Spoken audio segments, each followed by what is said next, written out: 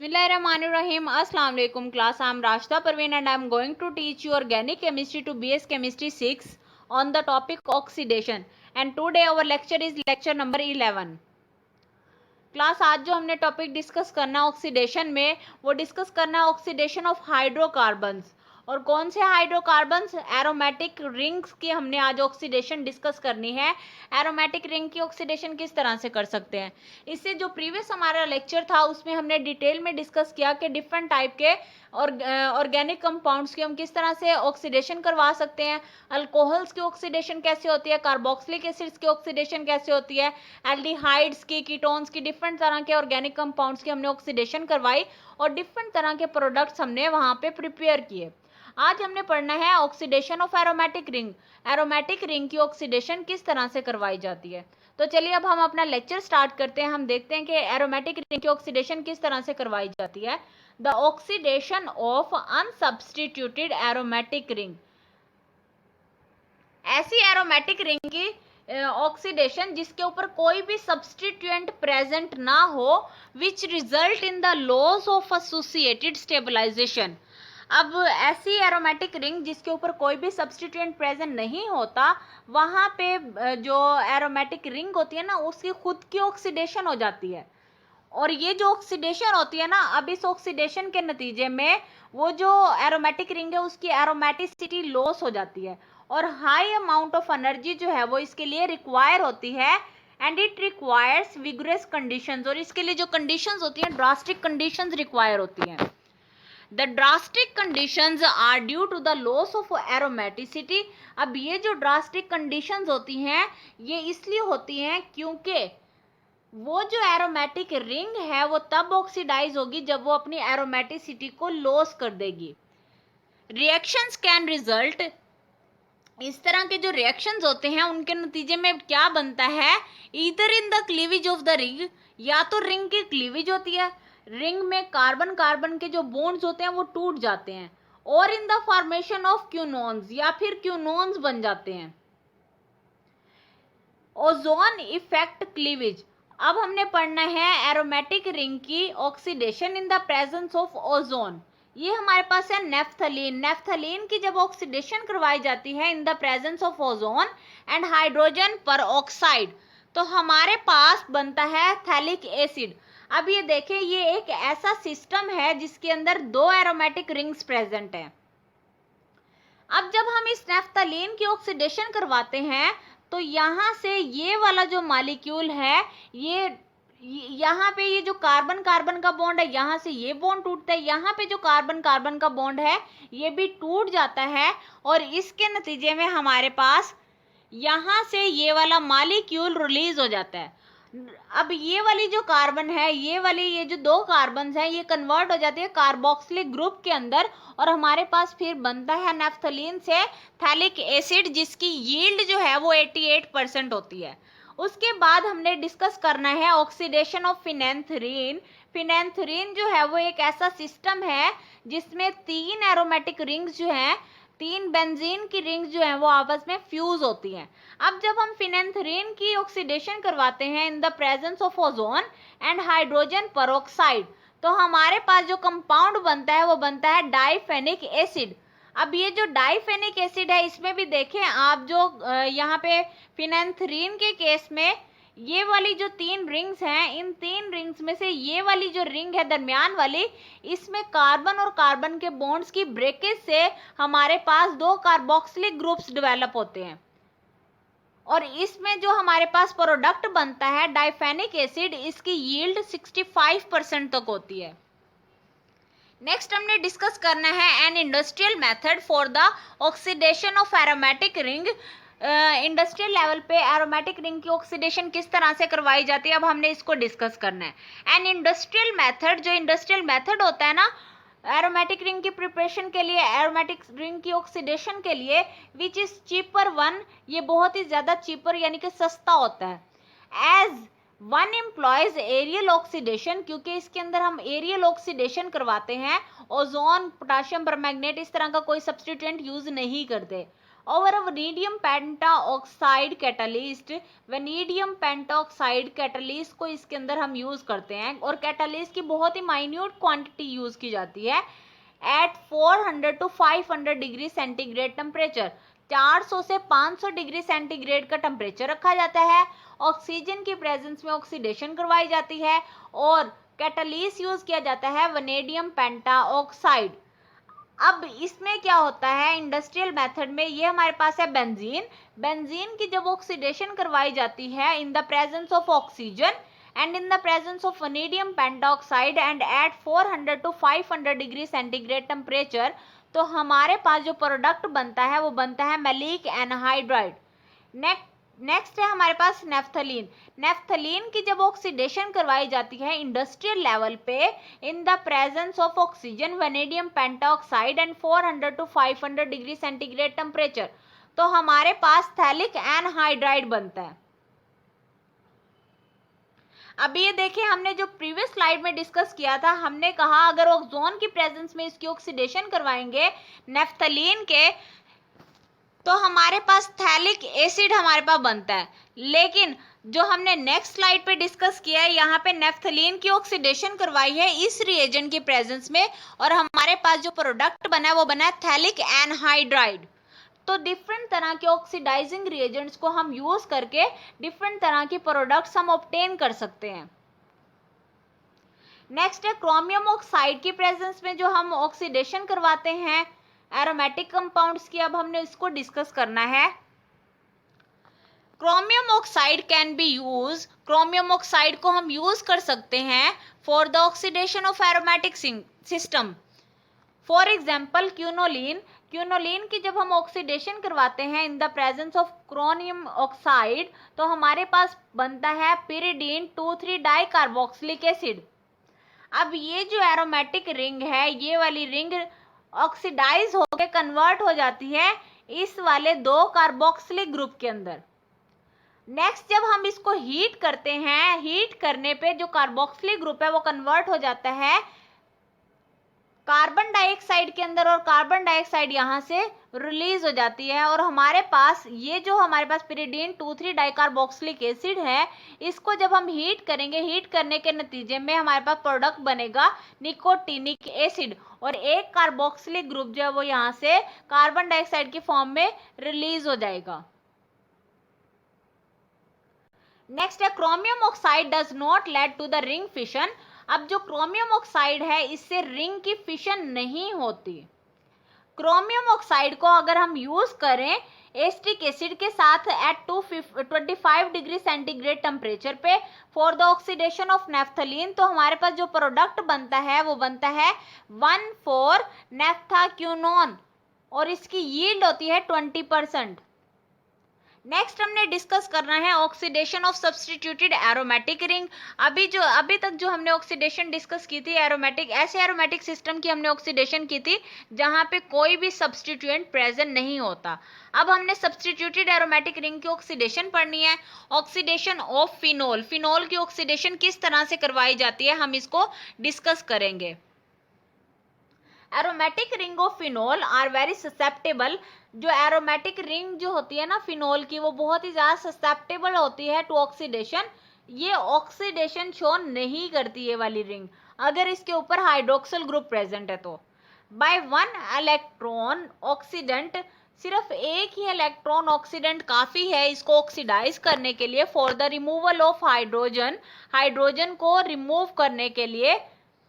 That gives an aryl oxy radical, जो कि aryl oxy radical बनाता है। अब इसमें क्या होता है,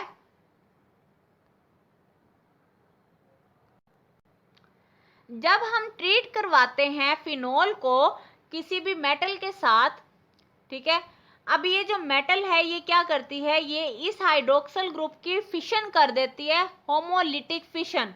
होमोलिटिक फिशन के जरिए से हमारे पास रेडिकल्स जनरेट होते हैं। तो हमारे पास ये जो आयरन है, आयरन मेटल जो है ये क्या करेगी, ये इस ऑक्सीजन और हाइड्रोजन के बॉन्ड को तोड़ देगी और इसको रेडिकल के अंदर कन्वर्ट कर देगी।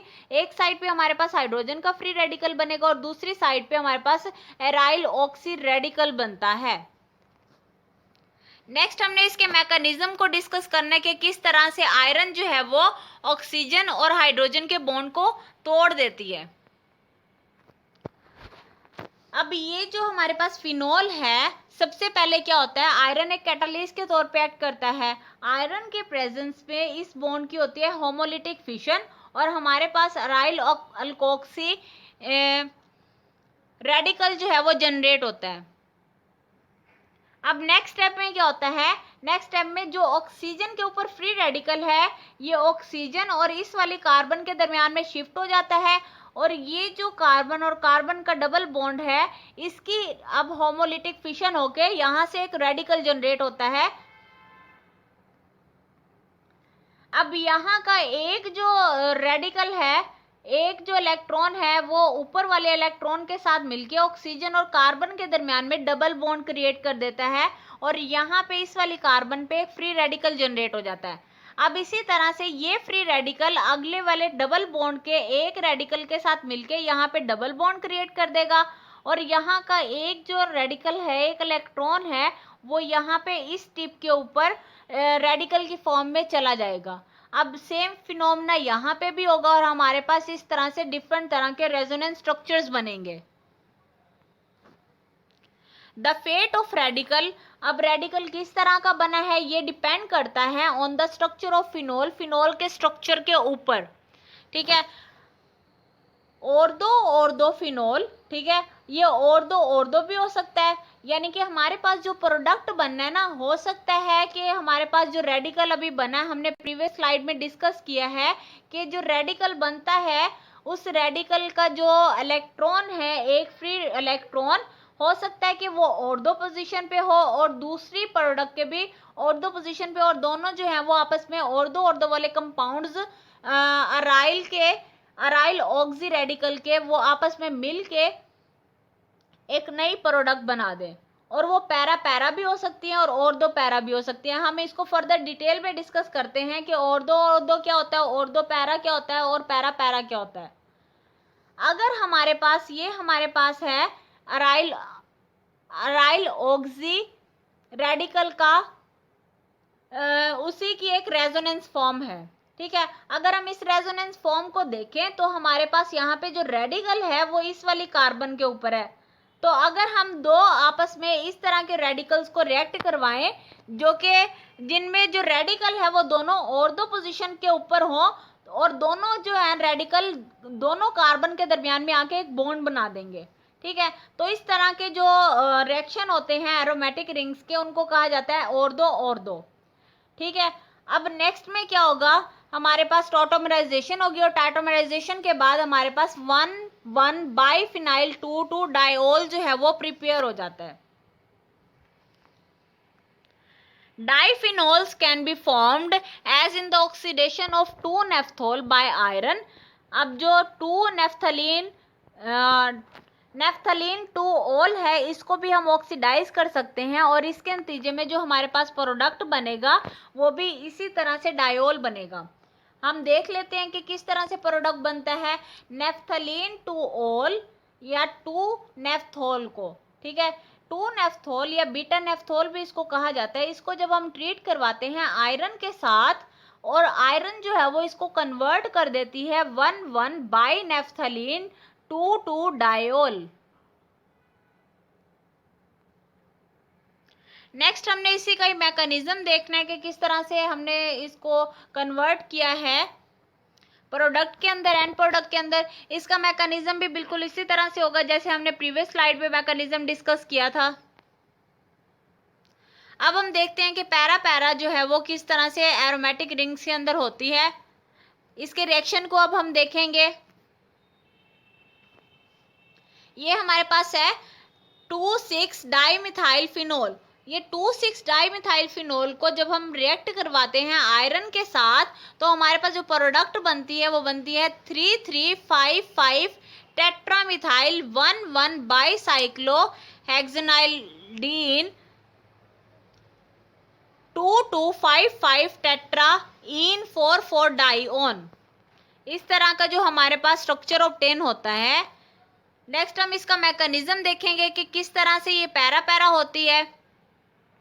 ये रिएक्शन किस तरह से पैरा पैरा होता है और किस तरह से दो बेंजीन रिंग जो है वो आपस में पैरा पोजीशन से अटैच होती है। तो ये हमारे पास जो है ये एक हमारे पास प्रोडक्ट है, सॉरी हमारे पास एक रिएक्टेंट है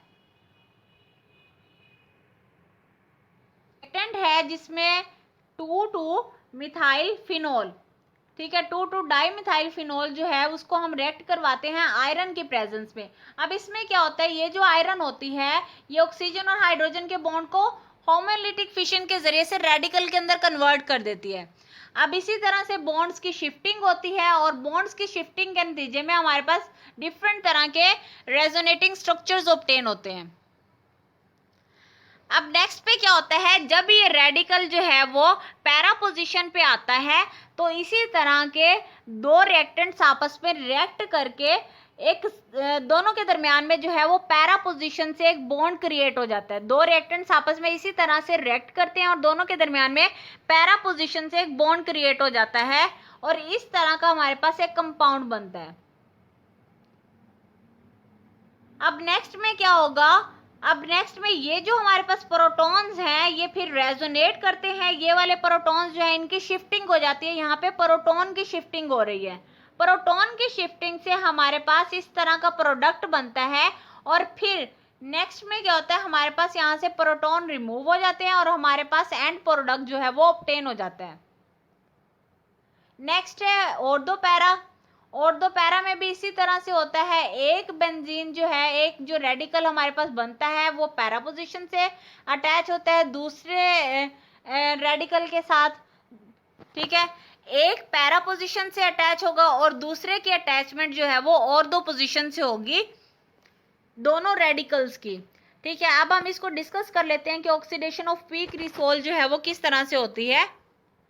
cyclisation to the derivatives of dibenzofuran, dibenzofuran के डेरिवेटिव्स के अगर हम साइक्लाइजेशन करवाएं can arise through the intramolecular nucleophilic attack of an intermediate quinone. For example the oxidation of P cresol by hexacyanoferrate. अब जब हम पी क्रिसोल की हम ऑक्सीडेशन करवाते हैं हेक्सासियानोफिरेट आयन के प्रेजेंस में तो हमारे पास जो है वो डाइबेंजोफ्यूरेन के डेरिवेटिव्स जो हैं उनके नतीजे में हमारे पास क्यूनेन्स ऑब्टेन होते हैं। In addition to carbon carbon dimer और डाइमराइजेशन से जो है हमारे पास एंड प्रोडक्ट ऑब्टेन हो जाता है। डिफरेंट तरह के हमारे पास एरोमेटिक कंपाउंड्स ऑब्टेन होते हैं जिनमें जो है वो कीटोनिक ग्रुप्स होते हैं। जब हम पी क्रिसोल की पैरा क्रिसोल इसकी जब हम ऑक्सीडेशन करवाते हैं पोटाशियम हेक्सासियानोफिरेट के प्रेजेंस में तो हमारे पास जो प्रोडक्ट बनता है वो थ्री साइक्लिक स्ट्रक्चर हमारे पास ऑब्टेन होता है जिसका नेम है 8,9B dimethyl 4,4A dihydro dibenzo B difuran 3,9BH1। Next इसी का ही मैकेनिज्म है, नेक्स्ट क्लास इसी का ही मैकेनिज्म शो किया हुआ है कि किस तरह से एक रेडिकल जो है हमारे पास पैरा पोजीशन से अटैच होता है और दूसरा रेडिकल जो है वो हमारे पास ऑर्थो पोजीशन से अटैच होता है, ठीक है। तो दो रिंग्स जो है आपस में एक ऑर्थो से और दूसरी की अटैचमेंट जो है वो पैरा पोजीशन से होगी और किस तरह से होगी हम मैकेनिज्म को देखते हैं। सबसे पहले हमारे पास जो आयरन है जिसे हम ऑब्टेन करेंगे पोटाशियम हेक्सासियानोफिरेट से, पोटाशियम हेक्सासियानोफिरेट जो है ये आयरन प्रोवाइड करता है। अब ये जो आयरन है ये हमारे हाइड्रोक्सल ग्रुप को कन्वर्ट कर देता है रेडिकल के अंदर। यहाँ पे फिर इसके डिफरेंट रेडिकल्स हैं, रेडिकल से मैं आपको यहाँ पे एक्सप्लेन करती हूँ कि एक हमारे पास जो रिंग है उसने ऐड होना है पैरा पोजीशन से और एक रिंग ने ऐड होना है ऑर्थो पोजीशन से, यानी कि एक ये वाली ऑर्थो पोजीशन से ये वाली रिंग होगी और दूसरी ये वाली रिंग होगी जिस पे रेडिकल है पैरा पोजीशन पे। एक की अटैचमेंट इस पोजीशन से होगी और एक की अटैचमेंट इस पोजीशन से होगी, एक की ऑर्थो से और एक की पैरा से। ये देखें, एक रिंग जो है उसकी अटैचमेंट होगी ऑर्थो से और एक रिंग की अटैचमेंट होगी पैरा पोजीशन से, तो हमारे पास जो है वो इस तरह का स्ट्रक्चर ऑब्टेन हो जाएगा। अब नेक्स्ट स्टेप में क्या होगा, जो बॉन्ड्स हैं उनकी शिफ्टिंग होगी। ये जो हाइड्रोजन है इसका बॉन्ड जो है वो इस कार्बन और कार्बन के दरमियान में शिफ्ट हो जाएगा और ये जो कीटो ग्रुप है ये कन्वर्ट हो जाएगा हाइड्रोक्सल ग्रुप के अंदर। अब एक हाइड्रोक्सल ग्रुप यहाँ पे क्रिएट हुआ है और एक प्रोटॉन जो है वो इस वाली कार्बन के ऊपर प्रेजेंट है, तो यहाँ से वाटर की रिमूवल हो जाएगी और इसके दरमियान में हमारे पास बॉन्ड क्रिएट होगा ऑक्सीजन का। अब नेक्स्ट स्टेप में क्या होगा, नेक्स्ट स्टेप में देखिए जरा, यहाँ से वाटर की रिमूवल नहीं होगी, ये जो हाइड्रोक्सल है इसका प्रोटॉन रिमूव हो जाएगा और हाइड्रोक्सल का जो ऑक्सीजन है उसका बॉन्ड बनेगा इस वाली कार्बन के साथ। नेक्स्ट यही बॉन्ड रेजोनेट करेगा और रेजोनेट करने के नतीजे में हमारे पास ऑक्सोनियम आयन जो है वो जनरेट होगा। इसी तरह से बॉन्ड्स की शिफ्टिंग होगी और हमारे पास एट द एंड पमर्स कीटोन जो है वो ऑब्टेन होगा। तो इस तरह से हम डिफरेंट टाइप की ऑक्सीडेशंस करवा के एरोमेटिक रिंग के डिफरेंट कंपाउंड्स को, एक वैरायटी ऑफ ऑर्गेनिक कंपाउंड्स को हम प्रिपेयर कर सकते हैं। क्लास ये तो था आज का हमारा लेक्चर जिसमें हमने ऑक्सीडेशन ऑफ एरोमेटिक रिंग को डिस्कस किया है। इससे रेलिवेंट कोई भी क्वेश्चन हो आप लोग काइंडली मुझे कमेंट बॉक्स में कमेंट करके लाजमी पूछ लीजिएगा। ओके क्लास, अल्लाह हाफिज़, बाय बाय।